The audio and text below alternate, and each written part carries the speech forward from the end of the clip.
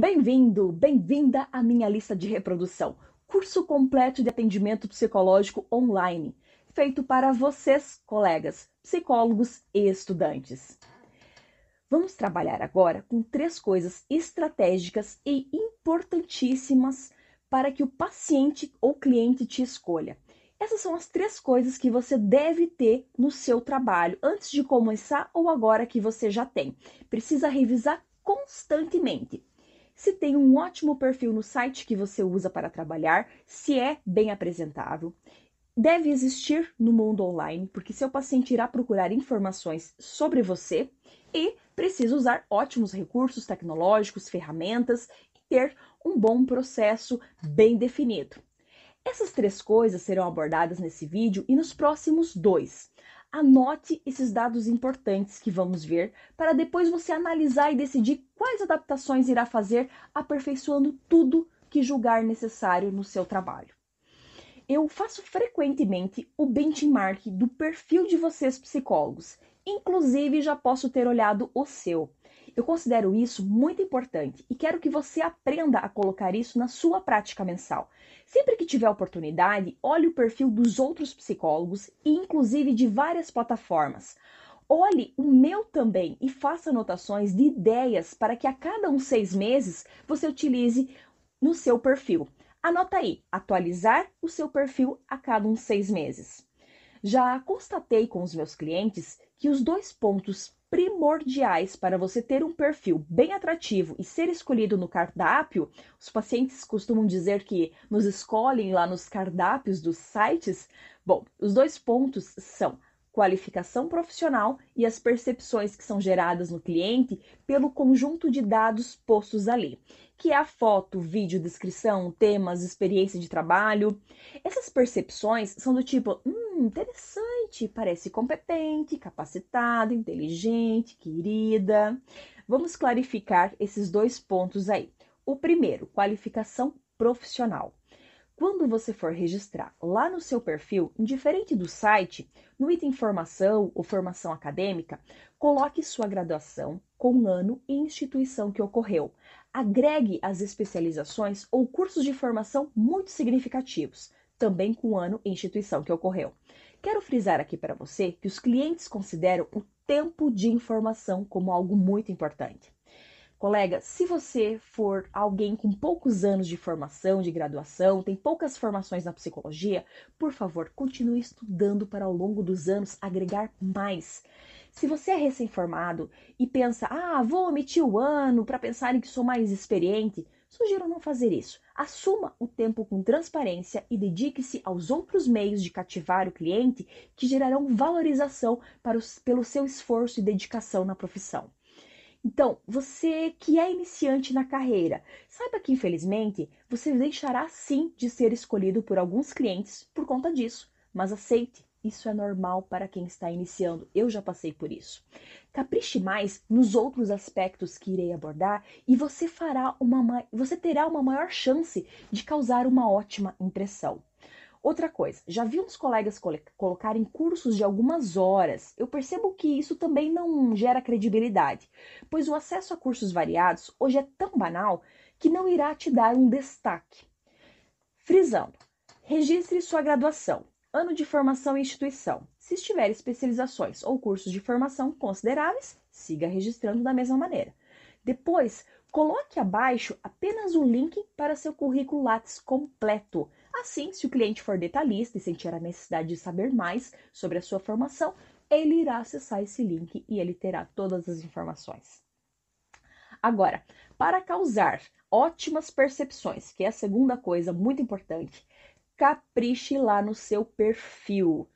Você pode ter lá a sua descrição, a sua biografia.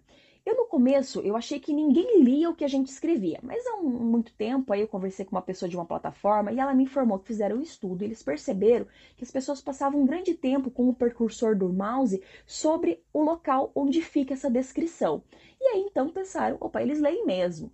E eu, bem intrigada com isso, comecei a pedir para os meus clientes se eles liam e a maioria sempre confirmou que sim. Então, colega, por favor, melhore o que você escreve lá. E eu já vi muitos erros de português de muitos de vocês. Chega a ser vergonhoso. Vale a pena não só você acertar no que irá escrever, mas também não assassinar nossa língua portuguesa. Eu sugiro que você aborde nessa biografia um resumo do seu trabalho, junto com gatilhos mentais para ser estratégico.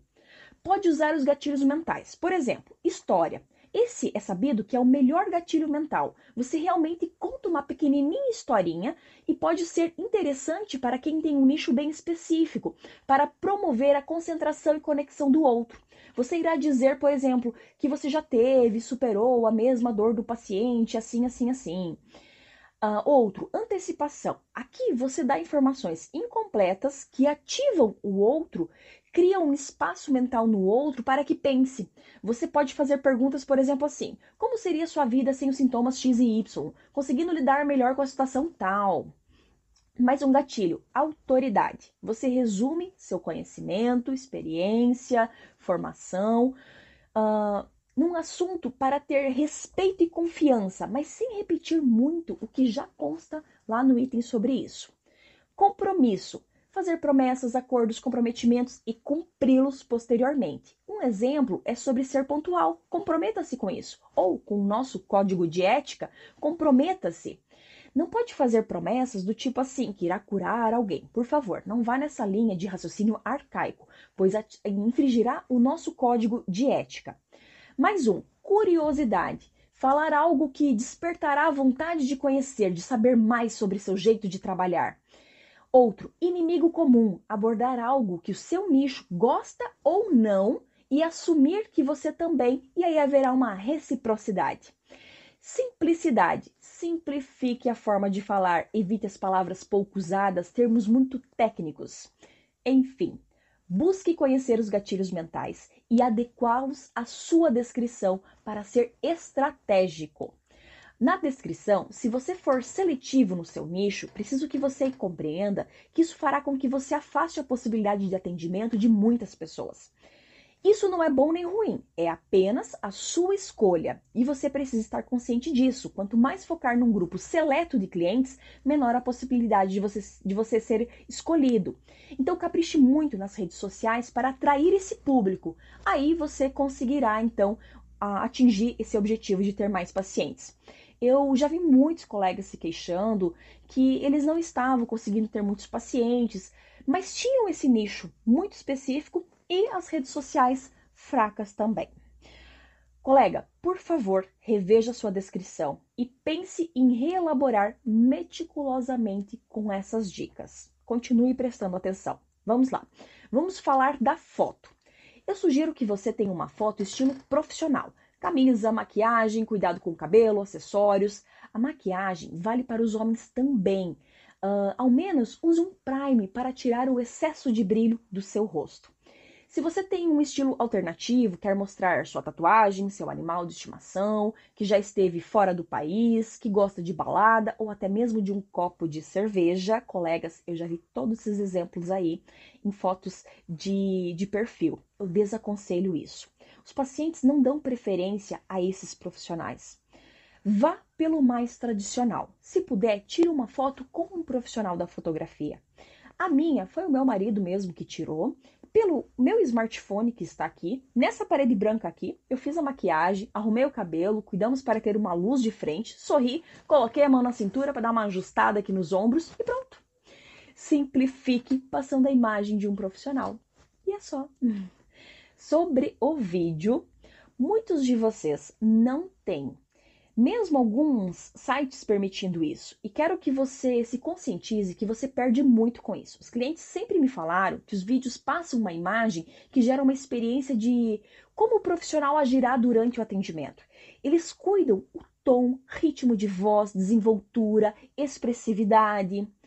Nós sabemos que uma pessoa, ela pode não ter conhecimento técnico sobre linguagem não verbal. Não precisa nem sequer saber que isso existe, mas todas as pessoas captam impressões pela linguagem corporal.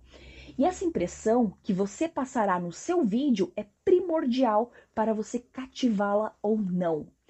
Então, como esse recurso está habilitado em algumas plataformas, O cliente em potencial que está procurando psicólogos, ele vai tender a se atrair por quem colocou um ótimo vídeo, pois é mais uma isca atrativa.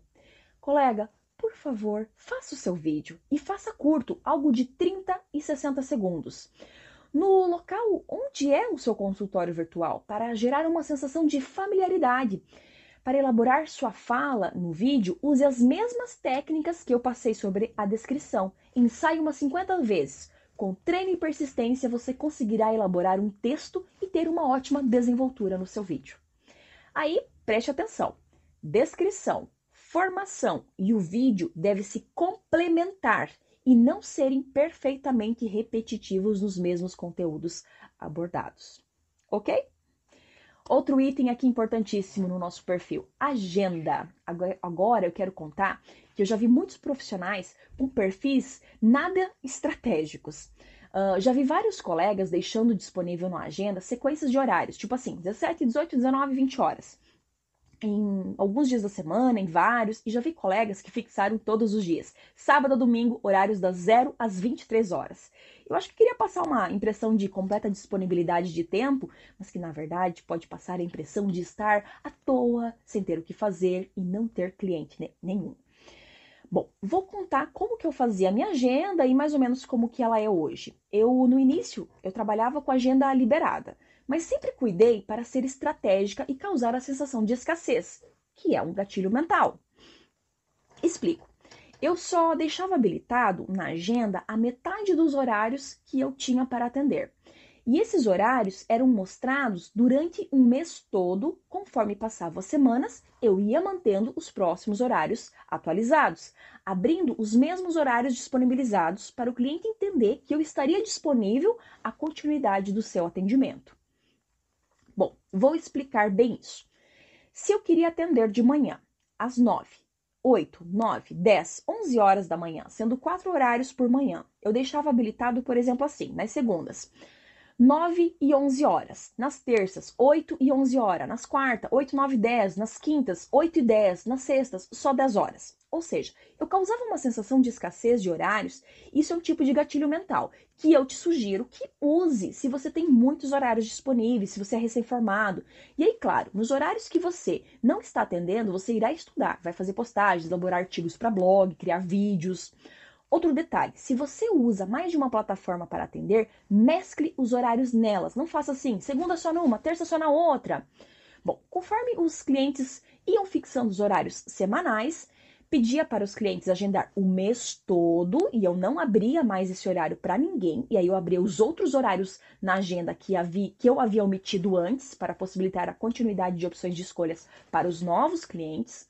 Então, minha sugestão, atente-se aos horários mais buscados pelas pessoas, que geralmente é 10 horas da manhã e depois das 16 até as 21 horas. E ofereça mais esses horários, mas sem serem sequenciais. Para cada dia da semana que você puder atender, coloque como disponível no máximo 50% dos horários que você quer atender, dando preferência para esses horários mais buscados e não disponibilize mais do que 2 na sequência e nem mais do que 5 por dia. Ainda, cuide para a sua agenda ter esses mesmos horários disponíveis nas 4 semanas seguintes, nos mesmos dias e horários.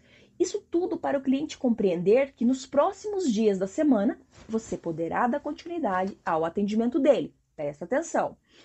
E se o cliente quer um dia e horário que você não disponibilizou, se essa pessoa quer mesmo ser atendida por você, irá te perguntar, pois eles sabem que sua agenda pode mudar, sabem que os clientes podem desistir ou mudar de horário.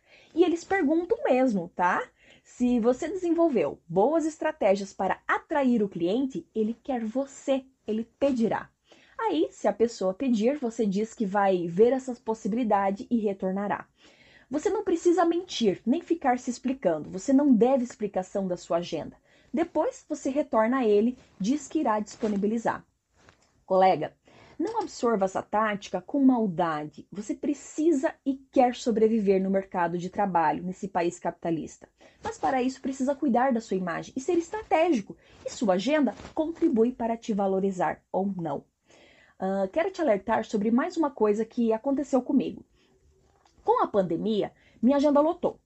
eu atendia 6 pessoas por dia e passei a atender 7, sendo muito para mim, pois tinha outras ocupações. Eram uns 50% de clientes particulares e outros 60% de plano de saúde ou de convênios com empresas. Bom, quando eu percebi, lotou minha agenda. Hoje eu só atendo pacientes particulares, mas quero te transmitir o que eu aprendi com isso. Eu deveria ter parado de aceitar os pacientes de planos e convênios de saúde antes de lotarem a minha agenda. Eu acho que cada profissional, quando se disponibiliza a atender planos e convênios, ele deve ter em mente uma quantidade limite que pode atender. Tipo 5, 10, 15, 20. Quando chegar nesse limite, desabilita essa função na plataforma. Continue, claro, atendendo esses pacientes até a necessidade deles, os que você já tem. Não seria correto largar um acompanhamento sem haver um motivo que justificasse. Sei que tem muita polêmica sobre preços pagos por convênios e planos de saúde, mas para quem está começando, eu acho ótimo aceitar. Você ganha, o paciente ganha com isso. Não deixa a sua agenda lotar só com eles. As plataformas de atendimento possibilitam que você não seja visualizado por quem tem um plano X que você não quer atender. Portanto, mantenha seu compromisso com os pacientes que você já tem e dê oportunidade para outros que tem um valor um pouco mais superior e os particulares. Vou contar mais um causo para vocês. Não acho feio usar estratégias, mas eu condeno outras coisas esquisitas. Teve uma vez que uma psicóloga colega nossa, ela entrou em contato comigo pelo WhatsApp. Ela apresentou-se, criou proximidade por sermos da mesma abordagem e depois relatou que a sua agenda estava cheia e que estava procurando psis com o meu perfil para encaminhar pacientes, e eu com a minha agenda cheia. Disse que liberava sua agenda todas as segundas para eles agendarem. Eu, com minha bagagem de experiência, já saquei que essa história estava mal elaborada. Os clientes não têm interesse nenhum em ficar toda segunda agendando uma sessão. Eles querem comodidade. Eles querem que os horários sejam reservados. E eu só trabalho com horário reservado. Os pacientes particulares querem pagar pacotes de sessão. Eles pagam 5, 10, eles não ficam pagando de sessão em sessão. Bom, me coloquei solícita e agradecida por isso e fui ver o perfil da colega. Fraco, com uma agenda cheia de horários para os primeiros dias sequenciais e os demais sem disponibilidade. Não havia colocado. Colegas, isso é feio demais. Criar um discursinho para querer uma aproximação com uma intenção para lá de esquisita. Isso é um caso que não é legal. Mais uns causos sobre configurações de perfil. Você sabe quantas horas antes da sessão a pessoa pode agendar com você? Cada site tem essa possibilidade e eu deixava 1 hora antes porque ficava atenta às minhas notificações. Nesse ponto você precisa ter sabedoria para assumir riscos. Pois eu lembro que lá atrás, de vez em quando acontecia de alguém acabar agendando com pouco tempo de antecedência. Eu já tive colegas com queixas de que o cliente faz o primeiro atendimento e não volta mais.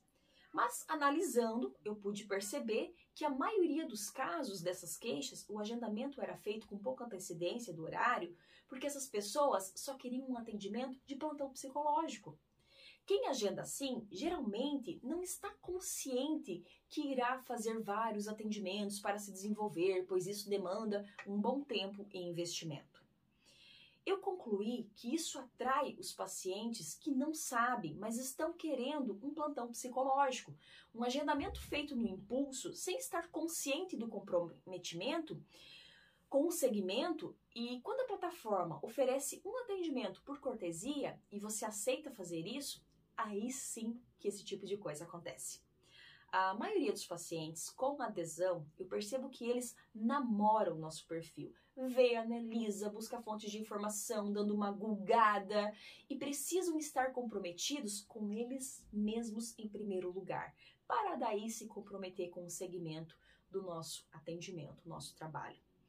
Para complementar, sobre os atendimentos por cortesia, eu deixava disponível por um tempo lá no início. Lembro que a maioria faltava, não respondia aos meus contatos e me gerava muitas frustrações. No início, os que atendi valeu a pena para eu aperfeiçoar minha desenvoltura e segurança no atendimento online, já que eu estava iniciando. Eu acho que ganhei mais do que eles. Então, se você, colega, tem tempo e pode se disponibilizar a isso, habilite essa função. mas não crie expectativas de continuidade de atendimento. Sobre o item temas que trabalho, eu já abordei um pouco na descrição que quanto mais seletivo você for, menor a probabilidade de atrair clientes. Isso não é um problema, desde que você esteja consciente. Eu me formei e conduzi meu aperfeiçoamento profissional de tal maneira que sempre atendi vários casos. Então, me sinto apta a trabalhar com vários estilos de clientes, como, por exemplo, qualquer tipo de doença mental, com pessoas que buscam desenvolvimento pessoal e profissional. Outra coisa, colega, preste muita atenção sobre como você configurou os temas ou temáticas, experiências, serviços que atende. Cada site muda a nomenclatura, mas geralmente são esses os termos que mais aparecem. Bom, cuida muito como você seleciona isso, pois os dados vão nortear o sistema para te oferecer aos clientes. Geralmente as plataformas têm muitos profissionais e as formas de busca podem te mostrar para os pacientes que não te querem. Quanto a preço, já vi recém-formado cobrar mais de R$200 a consulta, depois de um tempo, assim, uns 6 meses, desceu para R$60. Olha, isso mostrou para mim que foi uma pessoa bem inexperiente, que não tinha noção sobre quanto realmente poderia cobrar. Pacientes particulares, que são o nosso maior foco, nós queremos eles são bem conscientes do preço que vão investir mensalmente. Então, se você cobrar muito caro, eles não aderem ou fazem poucas sessões e não associam como proveitoso o custo-benefício. E ainda se você pôr o preço muito alto, já vi uma colega cobrar quase meio salário mínimo no particular, mas também aceitava um convênio de R$20 por sessão. Pare para pensar, você não acha que o cliente percebe que existe uma desconexão? Há um abismo entre o que ela estava cobrando no particular e o que ela ganhava pelo convênio. Muitos não sabem o preço exato que o profissional recebe, mas eles têm uma noção. Você já ouviu falar que caro é igual a bom? Isso segue o princípio do gatilho mental do contraste. O cliente, diante de várias opções, ele tende a associar que o que é mais caro é melhor. Mas se você não for o melhor, não agrega valor idealizado pelo cliente ao pagar caro, você não retém esse cliente. Ele te abandona e, se ele puder, ele queima o seu filme. Alguns clientes de convênio, empresariais e planos de saúde já me falaram que escolheram psicólogos pelos preços cobrados serem mais caros e não gostaram. E eu já ouvi de colegas que colocaram os preços mais altos para serem escolhidos por esses clientes de convênio e planos de saúde. Minha conclusão: eu não aconselho você a usar essas estratégias. O cliente consciente sabe julgar quem é o psicólogo que cobra muito ou pouco. Tem sua percepção do que é coerente, portanto, vise ao cliente que aceita suas condições realistas e não esses aventureiros que só querem saber de te testar. Com um preço justo, você terá mais clientes particulares em potencial, mas com preços altos e atendendo convênios ou planos de saúde, você vai atrair esses outros pacientes aí que não têm muito interesse com o seu trabalho. Outra coisa, a maioria dos sites permitem avaliações dos clientes. Essas eu acho muito importantes, são gatilho mental da prova social. Quando eu comecei a atender, não tinha essa opção. Aí depois foi criada e eu optei por não pedir para os clientes fazerem. Eu achava que eles não iriam gostar se eu pedisse, mas imaturidade minha. Eu nunca tive o costume de pedir para o cliente fazer. Sempre foi um grande presente que eu recebi deles, por livre e espontânea vontade. Quando eu fiz mais de 1000 atendimentos, eu comemorei isso e comemorei as 242 avaliações. E juro, nunca havia pedido aos clientes para avaliarem nada. Mas, nessa comemoração, eu mandei mensagem para todos e pedi que continuassem a avaliar ao menos uma sessão por mês. Hoje eu tenho mais de 660 avaliações e é como se 30% das sessões realizadas fossem avaliadas. Eu estou super satisfeita com isso, porque vejo que a grande maioria de vocês tem bem menos avaliações ou nada. Então, nesse benchmark que eu faço, acho que não preciso de mais, por enquanto. Mas se você ouviu isso e engrenar nas suas avaliações, eu posso mudar de ideia e aí eu vou pedir as avaliações para meus pacientes. Bom, se o site que você usa permitir isso, não fique constrangido. Pede para os seus clientes te avaliarem. Último item que consta no nosso perfil que não falei nada ainda, o tempo de consulta. Sobre isso, eu só sugiro manter o tradicional na psicologia, 50 minutos de atendimento. Porque assim garantimos um tempo apropriado para o trabalho e gerar satisfação no cliente. Lembre-se que consultas de menor tempo limitam sua desenvoltura e pode causar a sensação de que você não trabalha com efetividade. Se você é uma pessoa que atende por uns 30 minutos ou até 20 minutos, como eu já vi, e o cliente não demonstra tantos benefícios pelo seu atendimento, por favor, não reclame, reveja isso. Bom, passei por todos os itens que podem estar em um perfil público das plataformas, sites de atendimento. Espero que você tenha captado dados para serem analisados. Pense em ser mais estratégico. Use gatilhos mentais para atrair o cliente em potencial. Reveja o que você colocou lá na sua descrição, na sua formação. Coloque uma foto básica de estilo profissional, poste vídeos, pense em deixar a sua agenda de uma forma estratégica, tenha sabedoria para selecionar temas de trabalho, reveja o preço que você cobra, o seu tempo de atendimento e peça para os seus pacientes avaliarem inicialmente todas as suas sessões, para ajudar a alavancar a sua imagem. Faça isso, daqui 6 meses, me procure, me conte como que foi a percepção dos clientes novos que entraram em contato com você nesse período aí de aperfeiçoamento do seu perfil. Assista aos próximos vídeos pela lista de reprodução. Vou deixar o link aqui embaixo. Os próximos 2 eu falarei das 2 outras estratégias que existem no mundo online, os recursos tecnológicos, ferramentas, processos que você precisa para atender. Qualquer dúvida, deixa nos comentários e se você chegou até aqui, curta o vídeo, inscreva-se no canal. Muito obrigada pela sua atenção, engaja comigo.